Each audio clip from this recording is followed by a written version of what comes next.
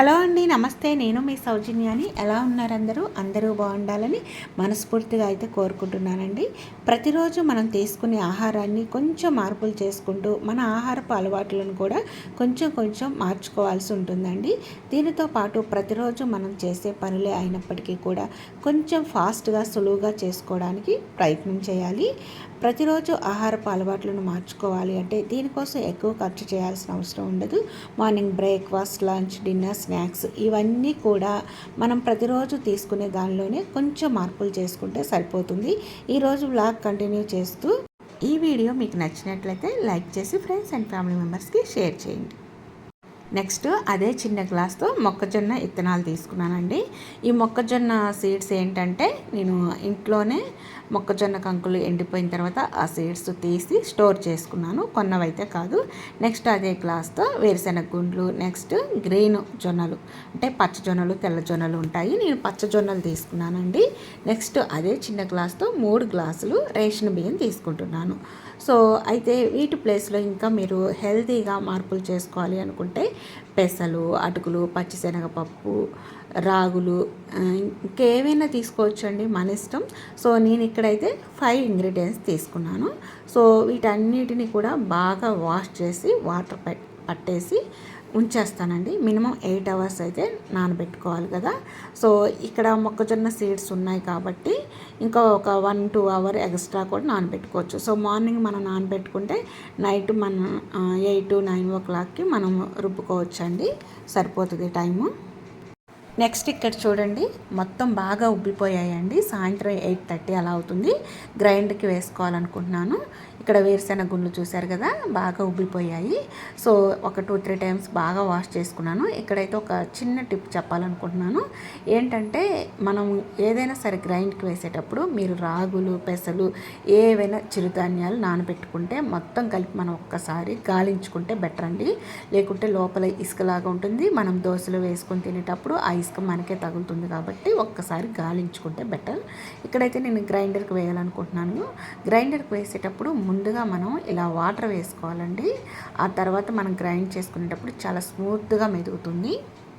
ఇక్కడ గ్రైండర్కి వేసేటప్పుడు కొద్దిగా వేసుకోవాలండి. ఇలా వేస్తున్నప్పుడు తిరగపోతే కొంచెం చేత్తో ఇలా అంటూ ఉండాలి. ఎందుకంటే ఇక్కడ వేరుశెనగ గుండ్లు, మొక్కజొన్న సీడ్స్ కొంచెం గట్టిగా ఉంటాయి కదా, మెదగాలి అంటే కొంచెం లేట్ పడుతుంది. కాబట్టి ఈ విధంగా చేత్తో అంటే తొందరగా స్మూత్గా మెదుగుతుందండి. సో ఇంకా ఇలా కొంచెం వేసుకుంటూ మొత్తం గ్రైండ్ చేసుకోవటమే. నెక్స్ట్ మరొక టిప్ అయితే మీకు షేర్ చేస్తున్నాను. ఇది కూడా చాలా యూస్ఫుల్ అవుతుందండి. చాలామంది ఆయిల్ ప్యాకెట్స్ అయితే యూజ్ చేస్తూ ఉంటారు. ఒకవేళ మీరు ఆయిల్ క్యాన్స్ యూజ్ చేసే వాళ్ళు అయి ఉంటే వాళ్ళకు కూడా ఏదో ఒక టైంలో మీరు క్యాన్లో ఇలా డబ్బాలో ఆయిల్ వేసుకోవాల్సి ఉంటే యూస్ఫుల్ అవుతుందండి. సో ఈ విధంగా ఆయిల్ ప్యాకెట్ని కట్ చేసేసుకొని క్యాన్లో వేసుకునేటప్పుడు చాలా జాగ్రత్తగా వేసేసుకోండి. అయితే ఇలా మొత్తం మీరు వేసేసుకున్న, ఒకవేళ సగానికే డబ్బాకి వేసేసుకున్నారనుకోండి, మిగిలిన ప్యాకెట్ని అలానే వేరొక డబ్బాలో పెట్టేసి మూత పెట్టేసుకున్నట్లయితే ఈ డబ్బాలో ఆయిల్ కంప్లీట్గా అయిపోయిన తర్వాత ఆ ప్యాకెట్లో ఆయిల్ మళ్ళీ ఇదే డబ్బాలో వేసుకోవచ్చు.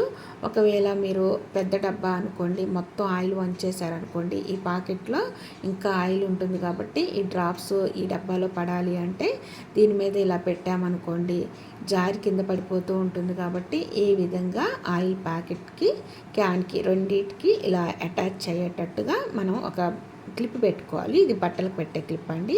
ఇలా పెట్టుకున్నట్లయితే ఆయిల్ మొత్తం ఒక్క డ్రాప్ కూడా లేకుండా కారుతుందండి. ఒకసారి ట్రై చేయండి. నెక్స్ట్ డే మార్నింగ్ అండి, చూశారు కదా, నేను రుబ్బి పెట్టుకున్నాను కదా దోసపిండి, చాలా చిక్కగా ఉంది.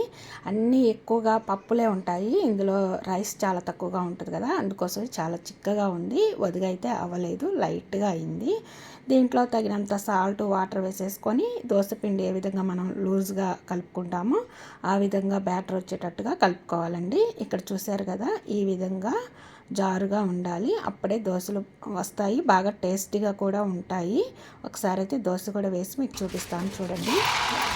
ప్యాన్ బాగా హీట్ ఎక్కిన తర్వాత ఆయిల్ కానీ లేకుంటే ఆనియన్ ఉంటుంది కదా, అది బాగా రుద్దేసి దోశ వేసుకుంటే చాలా నీట్గా వస్తుందండి. సో ఇక్కడ చూశారు కదా, అన్ని పప్పులు వేయటం వల్ల కొంచెం కలర్ చేంజ్ అయింది. వేడి దోశ రెడీ అయిందండి. చాలా టేస్టీగా ఉంది. ఒకసారి మీరు కూడా ట్రై చేయండి. నెక్స్ట్ రెసిపీ అండి, చాలా సింపుల్ ఈజీ ప్రాసెస్. అప్పటికప్పుడు పిల్లలకి చక్కగా తయారు చేసి లంచ్ బాక్స్లో పెట్టేయచ్చు అండి. మార్నింగ్ చాలా హడావుడి పడిపోతూ ఉంటారు కాబట్టి వాళ్ళకి లంచ్ బాక్స్ ప్రిపేర్ చేయడం కోసం సపరేట్గా కర్రీ వండి ఇబ్బంది పడే బదులు ఈ విధంగా అయితే ప్రిపేర్ చేసుకోవచ్చు. దీనికోసం ఒక బాండిల్ తీసుకోండి. వేడెక్కిన తర్వాత ఆయిల్ వేసేసుకోండి. బిర్యానీ ఆకు, దాల్చిన చెక్క, యాలకులు 2 వేసేసుకోండి. అయితే ఆప్షనల్ మాత్రమేనండి, ఉంటేనే వేసుకోండి, లేకుంటే సింపుల్గా ఇలా పోపు దినుసులు వేసేసుకోండి. అవి కూడా లేకపోతే జీలకర్ర ఒక్కటి వేసేసుకున్నా సరిపోతుంది. ఇది కొంచెం వేగిన తర్వాత పచ్చిమిర్చి, ఆనియన్ ముక్కలు వేసేసుకోండి. ఇది కొంచెం వేగిన తర్వాత కరివేపాకు కూడా వేసేసుకోండి. మనం బాగా టేస్టీగా ఉండాలి అనుకుంటే ఏవైనా యాడ్ చేసుకోవచ్చండి. ఏమి లేకపోయినా చాలా సింపుల్గా మన ఇంట్లో ఉండే వాటితోనే అప్పటికప్పుడు ప్రిపేర్ చేసుకునే రెసిపీ అండి ఇదైతే. సో ఈ విధంగా మగ్గిన తర్వాత మనం తురిమి పెట్టుకున్న క్యారెట్ 1 ఉన్నా 2 ఉన్నా సరే, మనం అంటే లంచ్ బాక్స్కి ఎంతవరకు మనం ప్రిపేర్ చేయాలనుకుంటున్నామో చూసి దాన్ని బట్టి తీసుకోండి. ఇక్కడైతే నేను 2 క్యారెట్లు తీసుకున్నాను, చిన్న చిన్నవి. అవి తురిమి పెట్టేసుకున్నానండి. ముందుగా నేను క్యాప్సికమ్ ఉంటే వేసుకోండి, లేకుంటే బీన్స్ ఉన్నా కూడా ఒకటైతే కట్ చేసి వేసేసుకున్నానండి. కొంచెం టేస్టీగా ఉంటుందండి. ఏదైనా ఆప్షనల్ ఏనండి, వేసుకోవాలని రూల్ అయితే లేదు. క్యారెట్ మాత్రం కంపల్సరీగా వేసుకోవాలి, ఎందుకంటే క్యారెట్ రైస్ కదా. సో ఇది కొంచెం పచ్చివాసన పోయిన తర్వాత జీలకర్ర పౌడర్, ధనియాల పౌడర్ వేసేసుకొని ఈ విధంగా మిక్సింగ్ చేసేసుకోండి. బాగా వేగుతుందండి. ఆ తర్వాత టేస్ట్కి సరిపడా సాల్ట్ యాడ్ చేసేసుకోండి. ఈ విధంగా మొత్తం మగ్గిన తర్వాత మనం ముందుగానే రైస్ వండి పెట్టుకుంటాం కదా, ఆ రైస్ కూడా ఇందులోకి వేసేసి బాగా అటు ఇటు మొత్తం కలిపేయటమేనండి.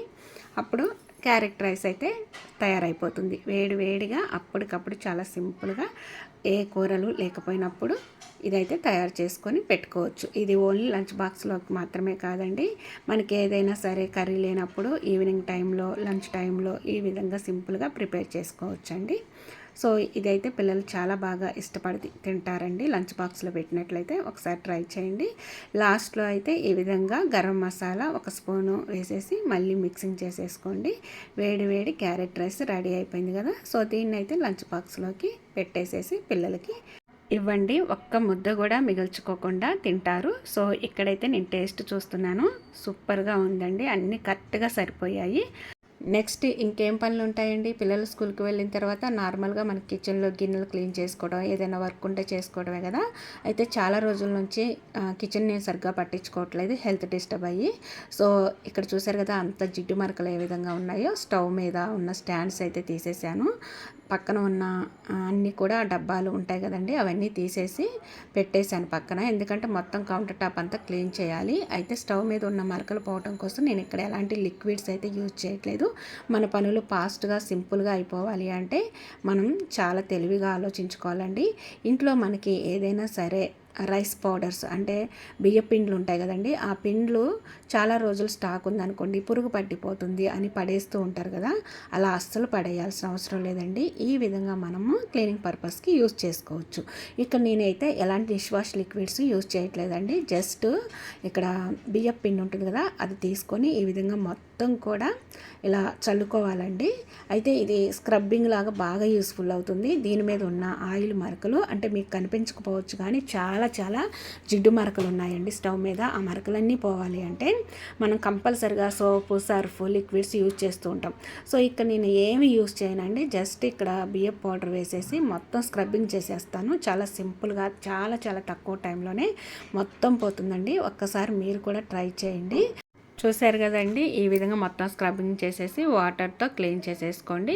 సో ఒకవేళ మీరు ఇలా స్క్రబ్బింగ్ చేశాక ఏమైనా డల్నెస్ బాగా కనిపించింది అనుకోండి స్టవ్కి, సింపుల్గా కొంచెం డిష్ వాష్ లిక్విడ్ వేసేసి స్క్రబ్బర్తో రుద్దేసేయండి. అంటే ఓన్లీ జిడ్డు పోవటానికి మాత్రమే కాదండి, డిష్ వాష్ లిక్విడ్ కొంచెం షైనింగ్ కోసం, అంటే డల్గా ఉంటుంది కదా, ఆ డల్నెస్ పోవటం కోసం వేయమని చెప్తున్నా. ఒకవేళ మీకు అవసరం లేదు అనుకుంటే ఈ విధంగా వాటర్తో అయితే క్లీన్ చేసుకుంటే సరిపోతుంది.